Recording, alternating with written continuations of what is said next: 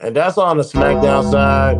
Like I said, you guys got to stop with these 5 hour formats. And I guess they paid attention because when it came to Raw on Netflix, ladies and gentlemen, 4 matches and that's it.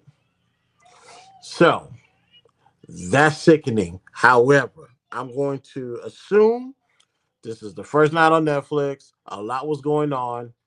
So they only was able to pull out 4 matches. And if I have it, I'm going to find the matches for Raw next week. Now, from beginning to end. I watched it from beginning to end live. I was like literally on the phone with my best friend, and I was watching Netflix the whole time, and I was obviously talking to her. Mhm. So I like the introduction, the tribute that they paid from wrestling's past to wrestling's future. That was a nice setup, and to Triple H getting giving the opening monologue. So it's like, where are we gonna go from here? Well, they started from the top and they started with The Rock. I li- I like The Rock's promo, and yes, I do think they're putting away Heel Rock.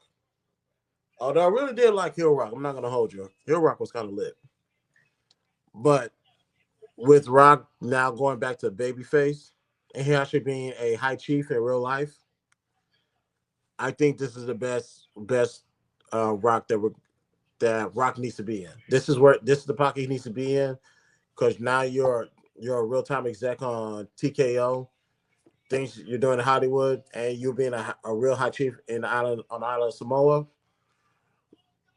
The Rock's opening was perfect. Even shouting out Cody Rhodes. I liked it. What did you take on that?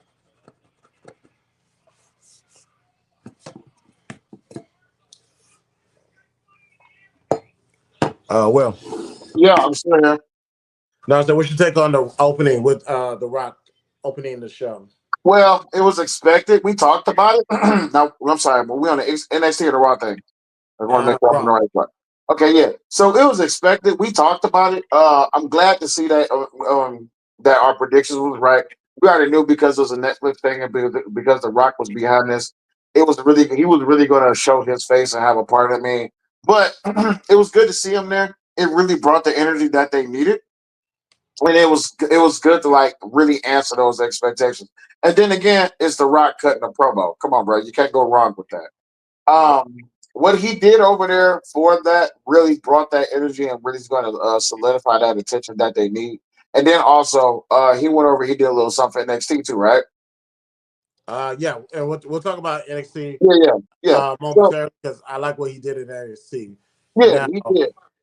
Yeah, he did. But yeah, he brought the energy that was like really welcoming to the whole Raw thing though. But for it to be a debut, you had to we expected something big.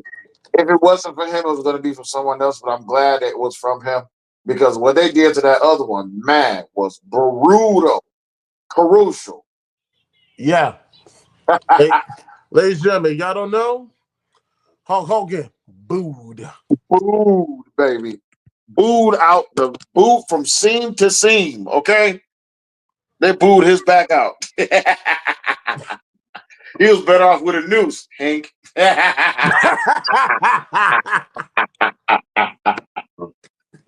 Listen, he was better off being on a hot mic. I'm telling you, it was bad. Yeah, the Rock they gave him his just dues and he gave people what they wanted, but that the Hulk Hogan, yeah, they booed him out the scenes. I thought he Yeah, would leave crying.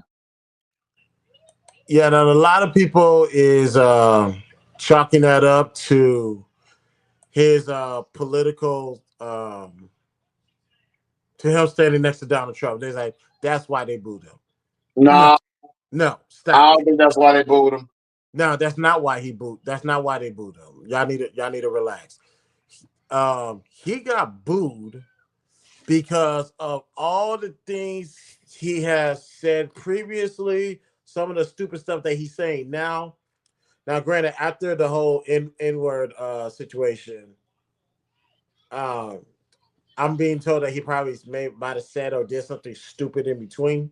Yeah, I'm not sure about that, but if that's the case, then yeah, this is exactly why he got booed. Like Vince McMahon supports Donald Trump.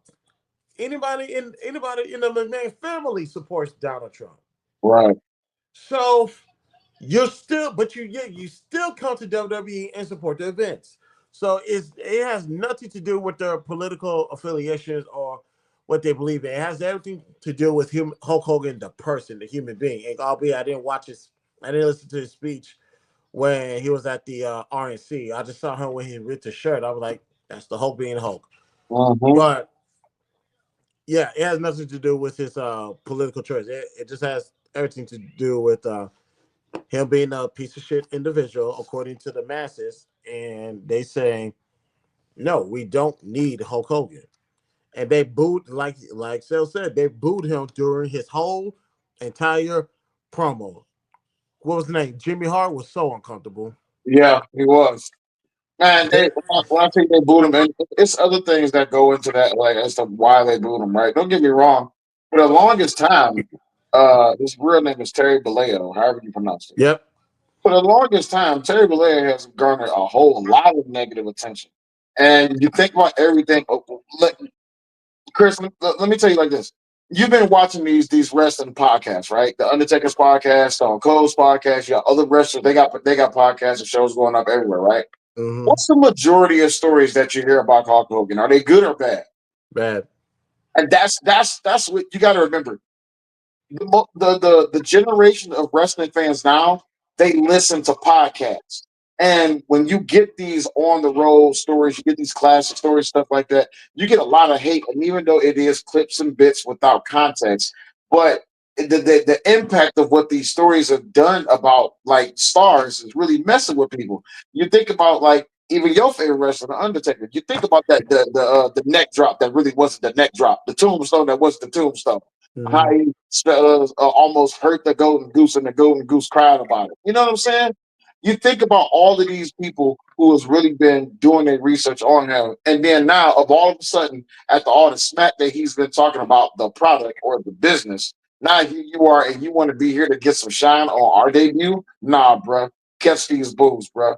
You deserved it, and don't Right. get that's not taken away from his body of work of everything that he has done for wrestling. I would not discredit Hulk Hogan for that. But as a person, you destroyed people and you were wrong for it. Right. And also, um, think about go back to the Vince McMahon documentary on Netflix. Now, because everything they said he was turned out to be a lie. Yep. We know he's a steroid user. And even Vince was like, just tell the truth, man. Yep. It is going to be all right. He went on Arsenio Hall and said, I ain't never did no steroids. It was Stupid. like, no, Stupid. your credibility is officially gone. Yep. So, Yeah, yeah, you're right. That's another thing. Just adding fuel to the fire, man. It's a lot. That was a big drop ball opportunity. yeah, I was like, for all that, you might as well have kept the lie going, even for that. Bro, you got a TV on in the back or something? Oh, yeah, that's where's turn it down? Okay.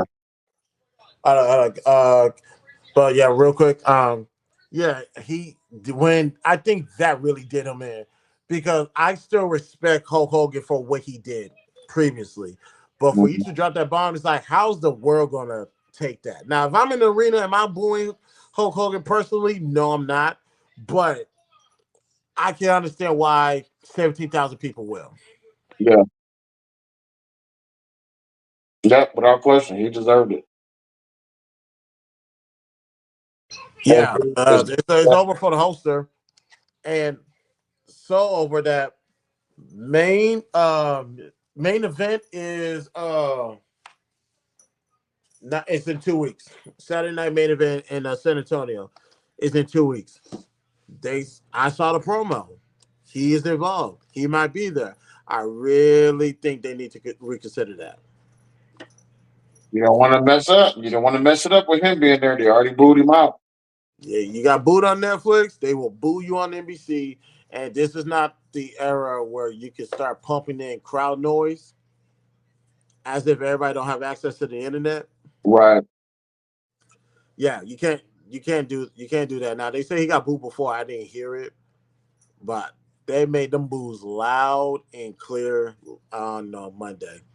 It is over for Hulk Hogan.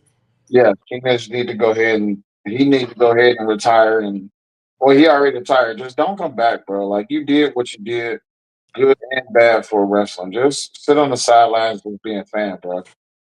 Like you don't need to be at every big wrestling event. I mean, you know what? They might have invited him. They maybe thought this was a good idea, but again, creative again, fucking up.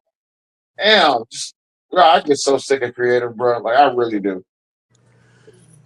They gotta give creators a chance, man. Let them rock, let them cook. Uh-huh. But but Nia Jax lost the championship, bro.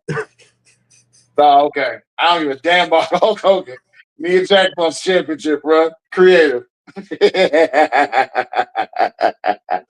it's gonna be all right. Nia Jax will regain the title once again. Mhm. I gotta sit back and see when, because Royal Rumble is a few weeks away. I didn't even start um, surveilling the landscape to see how that's going to play out because all my Royal Rumble prediction, especially with the women, has been right. If I go back and look at it, obviously 2020 was correct. Before that was correct, and no, after that, excuse me, I'm sorry. And I called the Bailey one. And I forgot who won the women's Royal Rumble the year before. But yeah, we'll give it time, and we're going to see. We will definitely revisit that conversation. Okay.